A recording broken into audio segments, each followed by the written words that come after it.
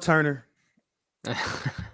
back in the day, we didn't used to just kill teams and allow it to happen. Josh Heupel don't care. No, bro. This man put a 52 burger on him at halftime and said, At "Hey, halftime, here's your burger and some fries." You heard me? And then he came out after half and Hey. let's do a trick play. He said, "Oh, y'all testing Jalen? Let me show you something real quick." All right, look, y'all, we got a lot to dive into, man. It's officially Kensucky week, and Absolutely. I cannot wait. But we got to we'll talk about the UT Martin game. Let's get it, man. It's the next day.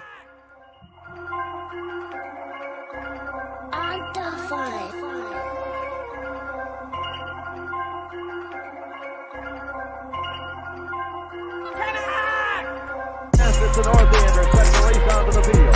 The Marlins will be boring the giant team that stretches from that north end ground on a cold day, becoming Glendale as the big orange sets to race on the Geo Watkins Field, ladies and gentlemen, and wherever you are.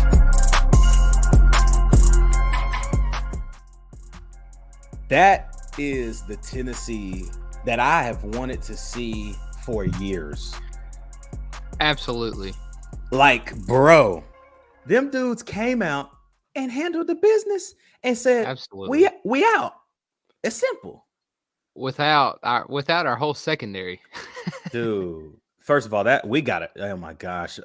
It seems like every game I talk to you, bro, literally every time I talk to you, and I'm like, hey, this game is for us to beat them up, get up out of there, and stay healthy. We always get injured. We get injured every time.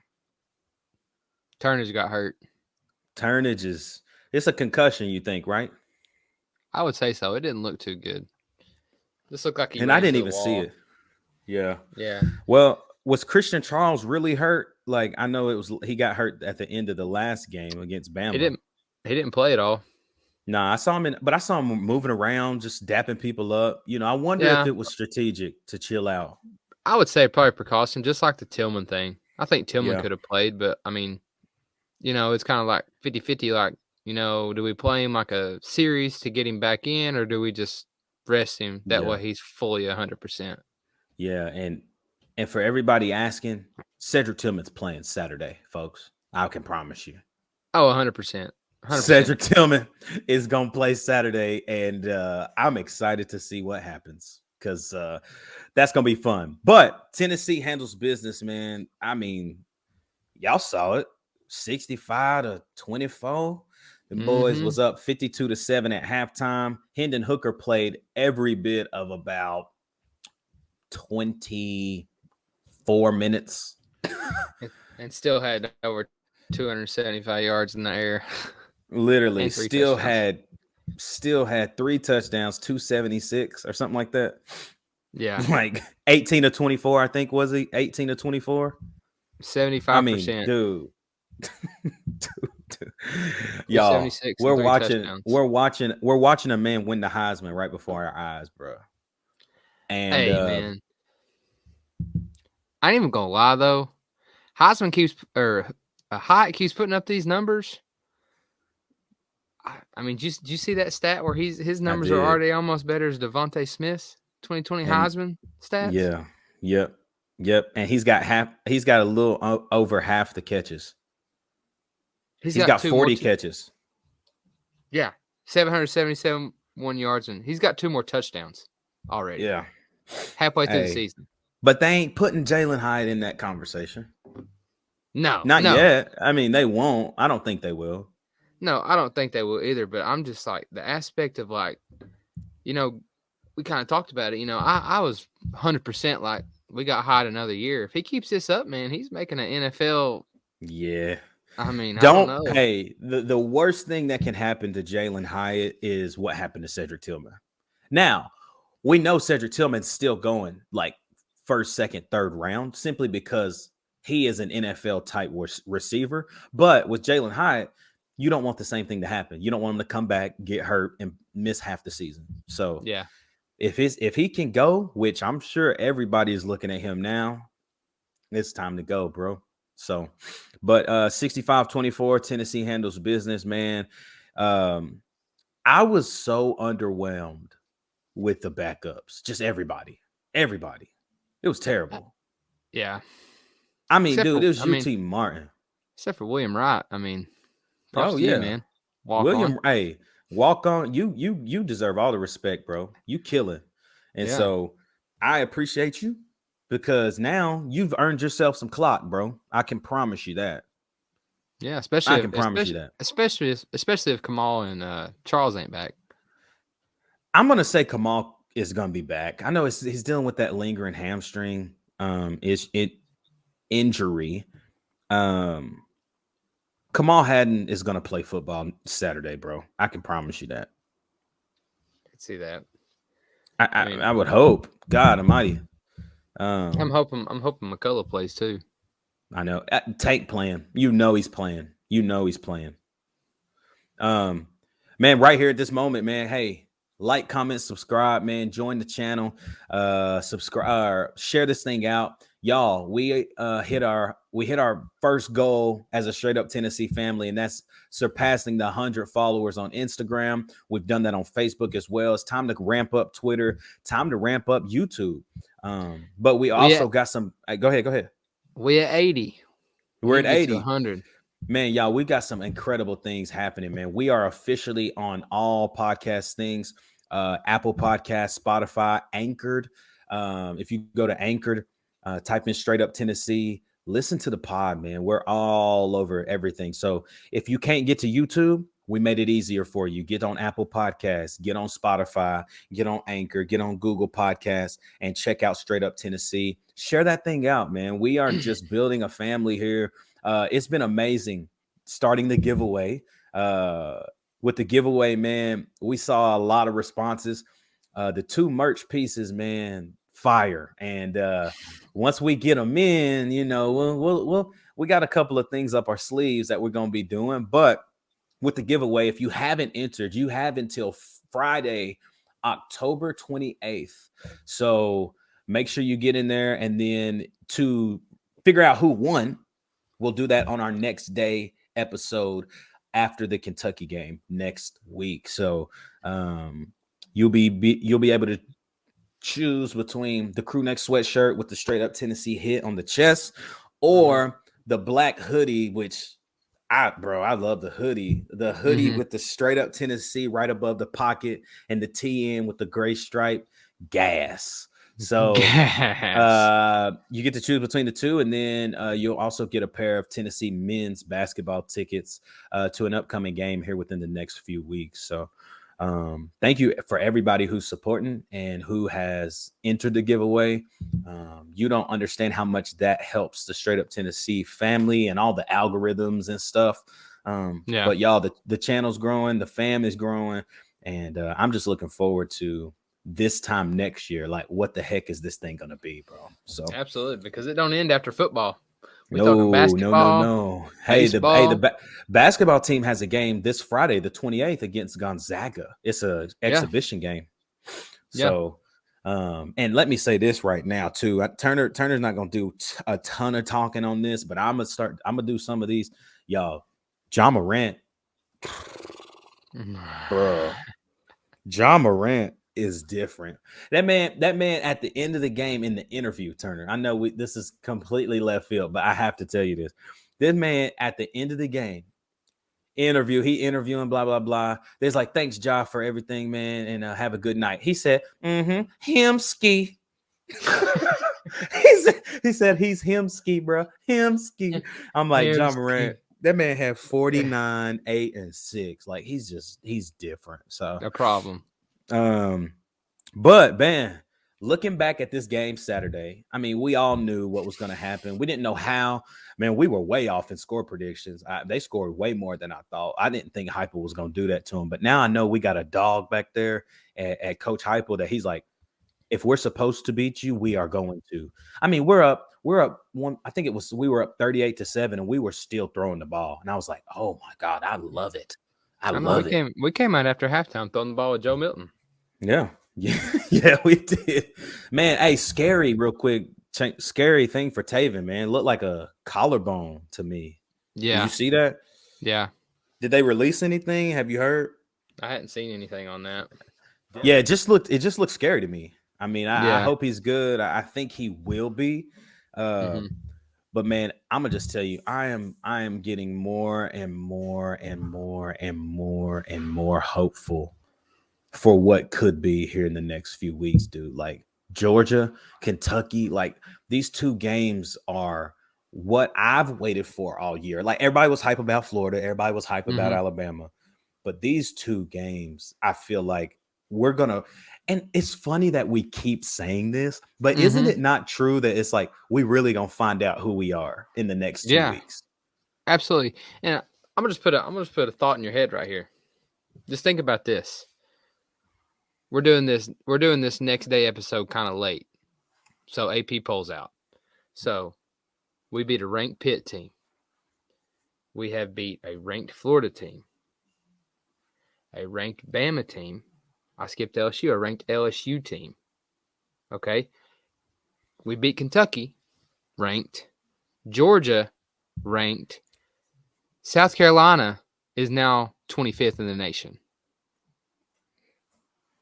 Dude, we got a chance to beat 7. There's no way they're not number 1.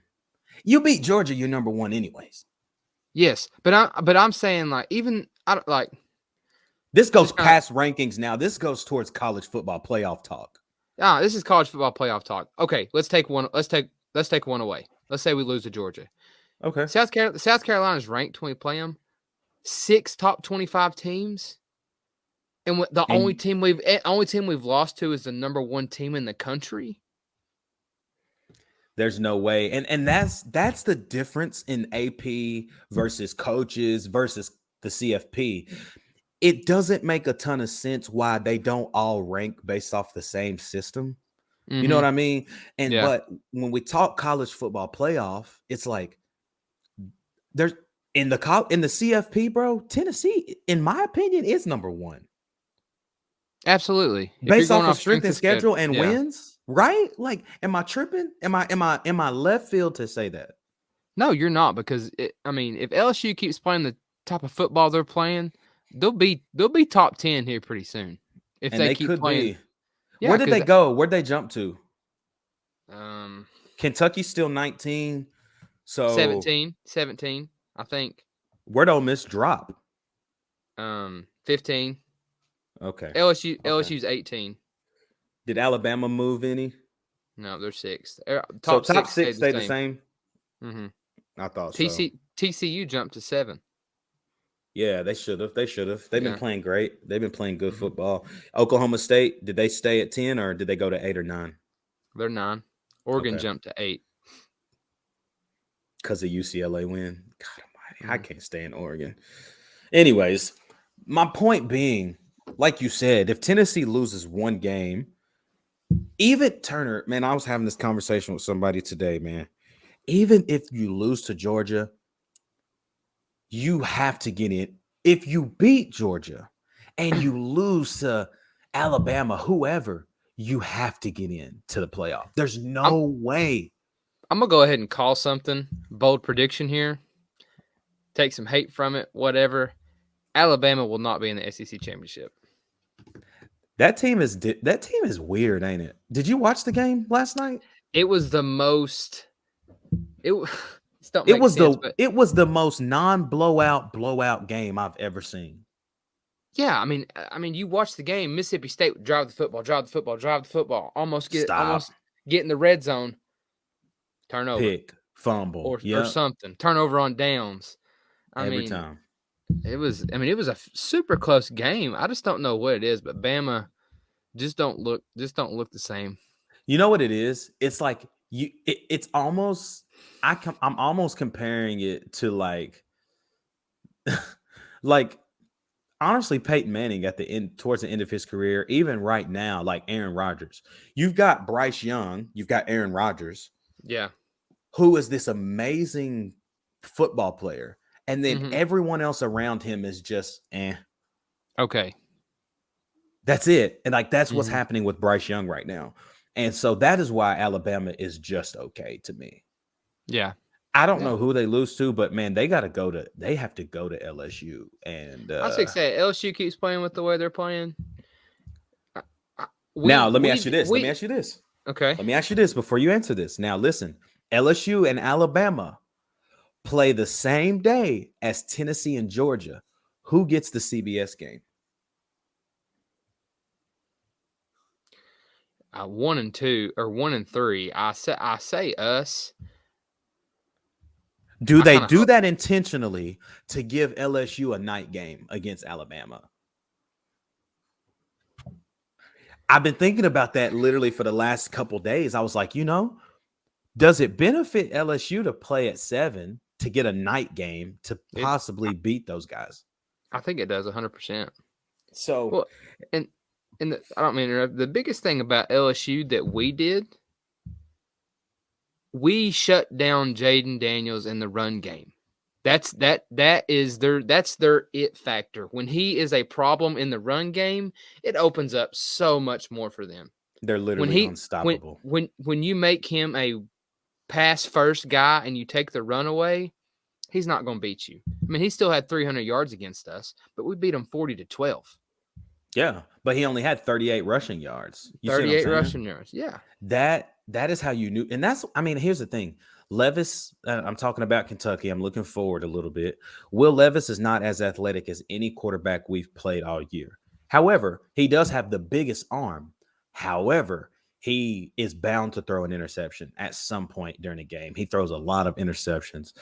I feel like the thing that Kentucky's great at is running the football, right? Their offensive line isn't very good, but Chris Rodriguez is a great running back.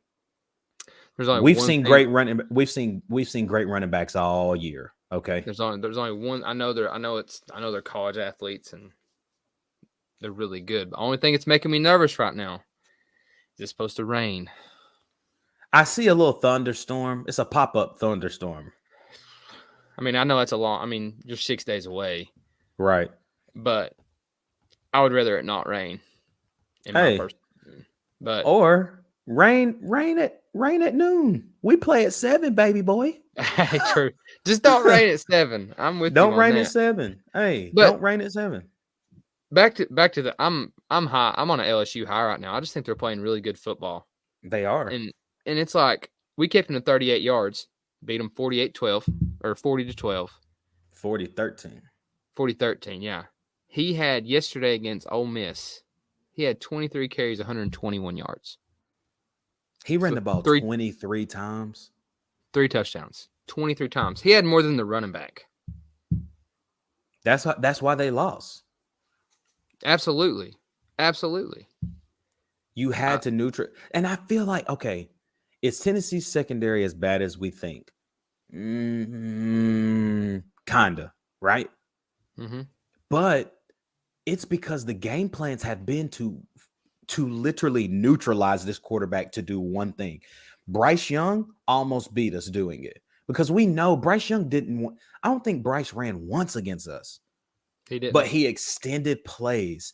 And with a guy like Will Levis, with a guy like Jaden Daniels, you can't do that with Jaden Daniels. If he gets to extend the play, it's over. Mm-hmm. Yeah. A guy like Will Levis, he can't extend plays as much as the 2 guys we faced this year who are really good at it. I can promise you he's not going to do what he did against us last year. Levis? Mm-hmm. Yeah. No. I'm excited. I'm excited for this game because, and I say this about everybody, but I really, really hate Kentucky. And here's why. Kentucky is that team that, okay, it's like this, bro. It's like Gibbs versus Halls. This is for my Knoxville people. In years past, whatever, you always look at Halls as like little brother. Yeah. You just hate them. You just hate them. They up the road. Lexington's 2 hours away. Yeah. And they always somehow get the media hype. Like, oh, Kentucky, man, Mark Stoops got them boys playing, blah, blah, blah, blah, blah, blah, blah, blah, blah, blah. And then they start to play. They play no names and win big. And people are like, oh, Kentucky, number 9. Ooh. Then they go play somebody and get smacked. Then they go play South Carolina. And now I know Will Levis was out, didn't play. It don't matter. It wouldn't have changed that game, in my opinion. But see, look, I mean, just looking at the stats against, Kentucky beats Mississippi State 2 weeks ago, right? Yeah. Will Levis, 17-23, 230 yards, a touchdown, and a pick. Okay. All right. Yeah. That's decent. I mean, 91 QBR rating. Rodriguez, 31 carries, 197 yards. That was against Mississippi State, right? Yes. My goodness. That's pitiful. That's absolutely terrible. I mean, you stop one guy, it's over. Mm-hmm. You stop Cavassier, Smoke, and Chris Rodriguez. And then they've got a couple good receivers in Tavion Robinson. I think his name is Dane Key. Yeah. And then Barryon Brown, who was actually supposed to be at Tennessee. He's from Nashville and went to Kentucky because Tennessee was supposedly late to offer him. Neutralize those guys, man. Make them work for everything. Yep. Tennessee should handle it. I just think if it comes down, I mean, our defense. I mean, I don't want to say our defense isn't bad because our front seven's pretty freaking good. Our rush defense is pretty good. It's just our secondary that struggles at times. Yeah, for sure. And this is a game that Tennessee should win, and it's a game that it's also a game that does not fare well for Kentucky. Let's just talk about it bro. Dark mode. Okay, let me remind you, it's gonna happen. Dark mode. Yeah. 7 p.m. We ain't had a night game since Akron. You think that place might be more lit than it was against Florida? Nothing's gonna be more lit than against Bama, but it's gonna be lit. We sold out UT Martin. You think 7 p.m. prime time against Kentucky, who we hate Kentucky. And let me just remind you real quick, my boy, okay? We went to Kroger Field last year, and we were not, bro, this team is way better than that team was. Yeah. And we beat Kentucky at their crib. Was up by 10 points at one point, and obviously we let them fight back and ended up having to get to the last drive. But they got to come to the General Stadium. You heard me? Yeah. Like I'm scared for. I mean, like if we take care of Tennessee, this is just another bump in the road. That's how I feel. Yeah, and on the Kentucky game because it's officially Kentucky week. You Facts. know, I think. Yeah, and I'm not saying we have to get a stop every time, but we hold them to a couple field goals and we get some stops, they're not going to hang with our offense. I mean, the biggest thing that I mean, I'm sitting here looking at this Mississippi State game. Their time of possession on that Mississippi State game, what do you think it is? Kentucky's? 30 plus minutes. 39 minutes and 22 seconds. Long pretty impressive. That's pretty impressive, honestly. Yeah. But when your running back has 31 attempts for 197 yards, I mean, you're just pounding. You're pounding. Yep. I don't know. That's I think crazy. Man, and maybe it's just me where maybe I just now noticed this watching the game because we sat at the party deck for this UT Martin game. So right next to your seats, and it's a different type of view. You get like it is from a football, like a coach's standpoint. It's like this is great. Like you can see the play, you can see the play developing. You can see who's open. Like you can see everything. I'm a little closer, so it's kind of hard to see that. But like I said, we might have already done this, but it's now stuck out to me. Actually, I know for a fact that we've done this, but it just now stuck out to me. We bring in our third down package. It's against UT Martin. It was BY, Tyler Barron, Bumpus, and Joshua Josephs. You got BY and Tyler Barron on the same side. You talking about, is this defense? Defense, yes. Oh, wow. Okay. I mean, I don't know. Maybe I noticed that. I haven't noticed it, but I noticed it up there because I was sitting there looking. I was like, is that BY and Tyler Barron on the same side? And it was BY, Tyler Barron, Bumpus, and Joshua Josephs. Speed. That's all that is. And I mean, they were crossing and everything. I mean, I was like, Man. Dang. While you're talking about names, bro, we round this episode out. Y'all listen real quick before we round this thing out. We got a great guest coming up on Tuesday for the Who is Kentucky, Lance Asher, great friend of both of ours, man. He's Kentucky through and through, basketball, football, and it's going to be a great show. We can't wait to connect and bring y'all some really good insight on, from an unbiased Tennessee fan.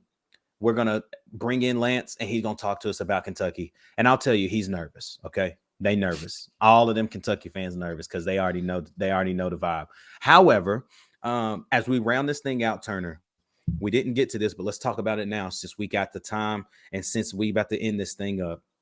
Players of the game, offense and defense. Let's go. P-Fant. P-Fant went crazy. I'm going to keep it simple. P-Fant. William Wright. Hey. I mean, you ain't even got to explain why. No, I mean, dude, I ain't got to explain either one of them. I mean, no. P-Fant dropped a touchdown pass. I get that. But this man might be. He did. I mean, it was a money pass, too. It was, bro. He was wide open. Yeah. But, I mean, put this man anywhere. He can run the football like a dang running back. He's special, man. He's a special guy. And I am so excited to see how we continue to implement him because I just didn't realize how good of a football player he is. He's just a good football player. He can block. Yep. He's about on Madden. His catch rating is about a 69, though, for real. But his BC vision and speed, his speed is an 88, and his BC vision about 90. Because, dude, he cut back on that run, bro. Yeah, his throwing power might be a 90 up there. His throwing power might be a 92. His mid accuracy is about a 95. You feel me? With the glove on. With the glove. You hear me? Kenny Pickett on him. You heard me? For me, man, I'm sorry, dude. It's Hendon Hooker. You can play 26 minutes and get a full game stat line, bro. All hail King Hendon. I mean, what in the world? Okay. I got a dope shirt I'm wearing for dark mode, Hendon. I got to come find you after the victory. I need you to sign it. Okay. However, Hendon Hooker's played the game for me offensively with Jalen Hyatt's close second, just because he's literally unguardable. The screen pass, that's what that extra 12 pounds did for him. Last year, he's tackled. He's tackled. But he made the play, got him off of him, and got it. Defensively, man, I'm going to say linebackers. I am just getting more and more impressed with how well they are flying to the ball. In my opinion, I don't care if Juwan Mitchell plays ever again because Aaron Beasley is unbelievable. Aaron Beasley's good, yeah. I'm with you on that. He flies everywhere, man. Solomon Page had a good game too. So, Solon played good, man. He almost had a pick. He had a sack. He had a tackle for loss. He played great. And I was texting a buddy, Justin Petrowski, actually, and he texted me. He said Solon Page is having the game of his life. I said, I'm glad because we're gonna need him because, man, this is the grueling part of the season, man. We've got big games left, man. I think we've probably got the biggest games left than anybody in the conference for sure. Absolutely. And we got an opportunity to put our mark, man. We got an opportunity to stamp ourselves in history. Are we going to beat Georgia? I don't know. Can we? Yes. Are we going to beat Kentucky? I don't know. Should we? Yes. Can we? Yes. Tennessee should handle business this coming week. Y'all, reminder, don't forget to like, comment, subscribe, share the video. We got a lot of just incredible sponsorships coming up, ambassador opportunities. Y'all, straight up Tennessee is just going like this right now. It's climbing, and you are part of it. And so thank you so much for listening. If you love the content, like it, share it out to people who need this. Turn, bro. We get to talk about all things Kentucky this week, baby. I can't be more lit. I couldn't be more lit. So, hey, y'all, Remember, tune in Tuesday for the Who is Kentucky episode. We can't wait to be back with you. Until then, you already know what it is. It's straight up Tennessee, baby. We out.